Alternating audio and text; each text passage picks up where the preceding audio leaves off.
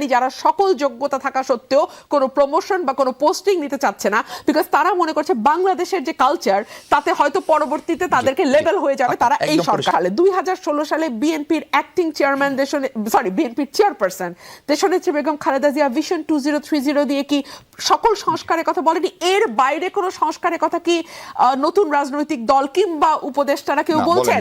বলেনি।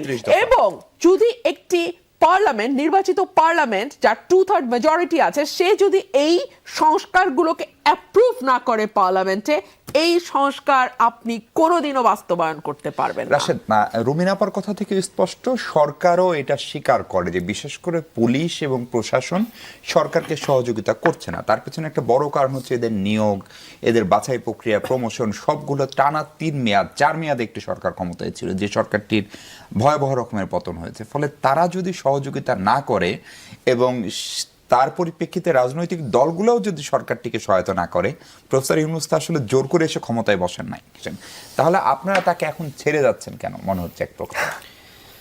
দেখেন, আপনি নিশ্চয়ই জানেন যে আমরা আসলে ছেড়ে যাচ্ছি না, তবে মোহাম্মদ ইউনূস আসলে নিজেকে নিজে বিতর্কিত করেছে, নিজেকে নিজে একা করেছে। তিনি শুরুতে বললেন যে ছাত্ররা আমাকে নিয়োগ দিয়েছে, এরপরে আবার বিদেশি গণমাধ্যমে সাক্ষাৎকার দিয়ে তিনি বললেন, ছাত্রদের আশীর্বাদ ব্যক্ত করলেন, ছাত্রদের একটি দল গঠন করা দরকার, অন্যথায় এই অভ্যুত্থানের যে চেতনা সেটি হাইজ্যাক হয়ে যেতে পারে, আওয়ামী লীগের কালচার আবার ফিরে আসতে পারে। এখন ইউনূস আমার ক্লোজ বা ওনার ক্লোজ না, এটি কেন তিনি তার এক্সপ্রেশনের মধ্যে প্রকাশ করবেন? এটি তো দরকার ছিল না, এটি তিনি করেছেন।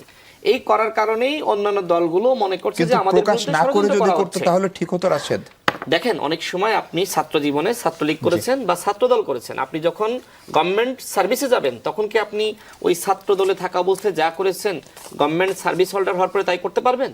পারবেন না। আমি ধরে নিলাম যে ডক্টর ইউনূস ছাত্রদেরকে বেশি ভালোবাসেন, এটা মনে মনে রাখবেন, কিন্তু সেই ভালোবাসা যদি তিনি প্রকাশ করেন কাজের মাধ্যমে, নিরপেক্ষ না থাকতে পারেন, তখন তো অভ্যুত্থানের অন্যান্য শক্তিরা তারা মনে করে যে আমাদের মাইনাস করার একটি চিন্তায় ইউনূস রয়েছে বা এই সরকার রয়েছে।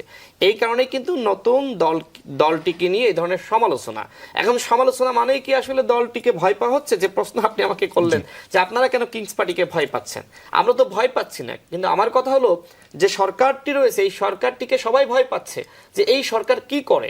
কারণ এই সরকার আনলিমিটেড সরকার, এই সরকার কি করতে চাই, এই সরকার কবে ইলেকশন দিতে চাই, সরকারের পরিকল্পনা কি, সেটি আমরা বা আপনি আমরা কেউ জানি না। সরকার নিজেই বলেছে, সরকার প্রধান বিবিসির সাথে সাক্ষাৎকারে তিনি বলেছেন যে রাষ্ট্র সংস্কার তো শুরুই করি নাই, আবার তারা রাষ্ট্র সংস্কার করতে চায়। ফলে সব থেকে ক্ষতিগ্রস্ত হয় রাজনৈতিক দলগুলো। কারণ কি? কারণ 11-11 ইতিহাস কিন্তু আমরা ভুলে যাইনি। যখন তত্ত্বাবধায়ক সরকার ব্যর্থ হয়েছে তখন কি সেনা শাসন জারি হয়েছে। ঠিক একইভাবে এই ডক্টর মোহাম্মদ ইউনূস অন্তর্বর্তীকালীন সরকার যদি ইলেকশনের আগেই ব্যর্থ হয়ে যায়, তখন সেনা বাহিনী বাধ্য হয়ে ক্ষমতা গ্রহণ করবে, রাজনৈতিক নেতৃবৃন্দরা নিশ্চিত হয়ে যাবে অমুক তারিখে ইলেকশন প্রস্তুতি নেবে। কিন্তু এখন তো সবাই একটি অগোছালো বা বিশৃঙ্খলার মধ্যে রয়েছে, কেউ দখলদারিত্বের মধ্যে, কেউ চাঁদাবাজির মধ্যে, কেউ দলীয় বিশৃঙ্খলার মধ্যে। প্রত্যেকটা দলেই কিন্তু এই সমস্যাগুলো ঘটছে, একটি হাঙ্গামা দাঙ্গামা সারা বাংলাদেশে তৈরি হয়েছে। কারণ আমার কাছে যেটি মনে হচ্ছে যে সরকারের সক্ষমতা আছে এই পরিস্থিতি নিয়ন্ত্রণ করা। আমরা দেখেছি যখন সরকার ঘোষণা দিয়েছে ডেভিল হান্টের, তখন কিন্তু পরিবেশ পরিস্থিতি ভালো হয়ে গেছে। এরপরে যখন সরকার ছাড় দিয়েছে বা দুর্বলতা প্রকাশ করেছে, তখন আমরা দেখেছি যে পরিস্থিতি খারাপ হয়ে গেছে। এখন যেহেতু বিষয়টা এরকম যে ইলেকশন দিতে হবে, সেক্ষেত্রে এই ধরনের পরিবেশ থাকলে সরকার বলতে পারবে যে ইলেকশন দেওয়ার মতন পরিবেশ নাই।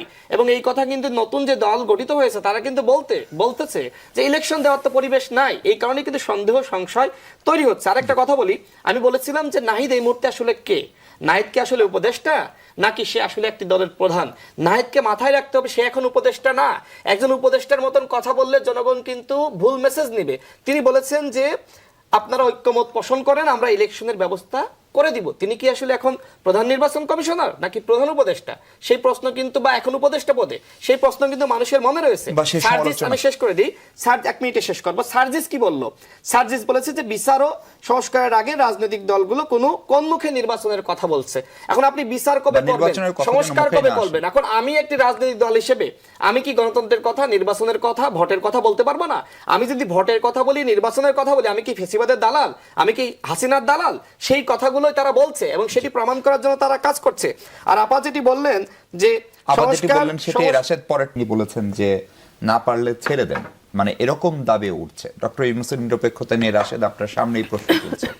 ফলে 7 মাসের মাথায় ধরেন যদি আইন শৃঙ্খলা পরিস্থিতি ঠিক থাকতো, সবকিছু স্বাভাবিক থাকতো, আমি নিশ্চিত ব্যারিস্টার রুমিন ফারহানা বা রাশেদ এই পরিস্থিতি যে হয়েছে সেটা আপনারা স্বীকার করেন কিনা এক, এবং এখান থেকে উত্তরণের উপায় কি? যেহেতু প্রফেসর ইউনূস বলেন তিনি আপনাদের দ্বারা নিয়োগকৃত বা নিযুক্ত, ফলে তার জন্যই বা আপনাদের পরামর্শ কি, রাস্তাটা কি? এই ধারণাটা আসলে পোট্রে করা হচ্ছে। গণপরিষদ নির্বাচনের ব্যাপারটা আমি আহ্বান জানাবো, আপনারা একটু অন্যান্য রাজনৈতিক দলদেরকে, ভাই বোনদেরকে আহ্বান জানাবো, আপনারা একটু বোঝার চেষ্টা করেন। নির্বাচন পেছানোর কোনো ষড়যন্ত্র আমাদের নাই।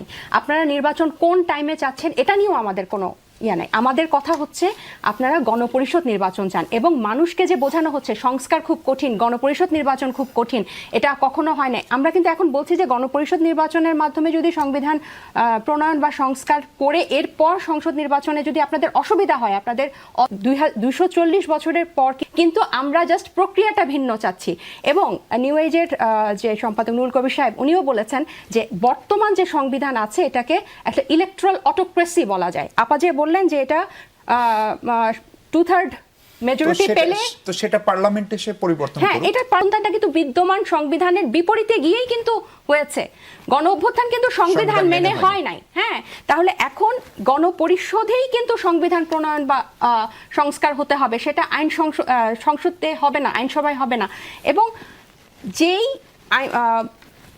ইলেকট্রাল অটোক্রেসি বলা হচ্ছে এটাকে, এবং উনি কিন্তু উল্লেখ করেছেন এই যে এই জিনিসটা না বোঝার এই যে ব্যাপারটা, এটা একটা রাজনৈতিক জ্ঞানের একটা অভাব। এবং ওনারাও কিন্তু এভাবে পোট্রে করছেন যে আমরা গণপরিষদ নির্বাচন চেয়ে জনগণের সাথে ষড়যন্ত্র করছি নির্বাচন পেছানোর জন্য। আপনার এর আগে জুলাই সনদ নিয়ে বেশ সিরিয়াস ছিলেন। আমরা এখনো জুলাই সব রাজনৈতিক দলকে আমরা এটাতে আহ্বান জানিয়েছিলাম, এবং সরকার পরবর্তীতে কিন্তু আমাদের আহ্বানের প্রেক্ষিতেই কিন্তু সরকার বলেছে যে ঘোষণাপত্র করবে, এবং এটা কিন্তু আমাদের এখনো চাওয়া যে এই জুলাই ঘোষণাপত্রকে এই সংস্কারের মধ্যে এটা নিয়ে আসতে হবে। আমি আরেকটু আপনাকে বলি যে 2/3 এর ব্যাপারটা, যদি এই মেজরিটি পেয়ে যদি বিএনপি 2/3 দিয়ে যে সংস্কার করে, পরবর্তীতে যদি আরেকটা দল আসে তারা তো ওই হা না ভোট করে এটা আবার বাতিল করে দিবে।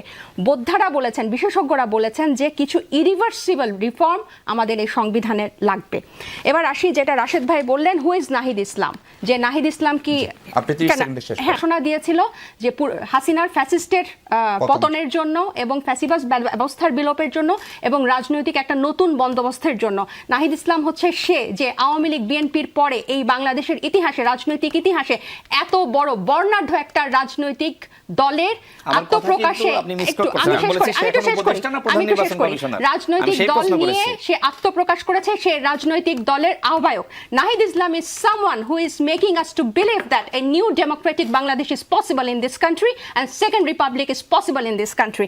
So Nahid Islam is, who is Nahid Islam? এই প্রশ্নটা থেকে কিন্তু তার এই জিনিসটা, এই পথ চলা যে গণ অভ্যুত্থান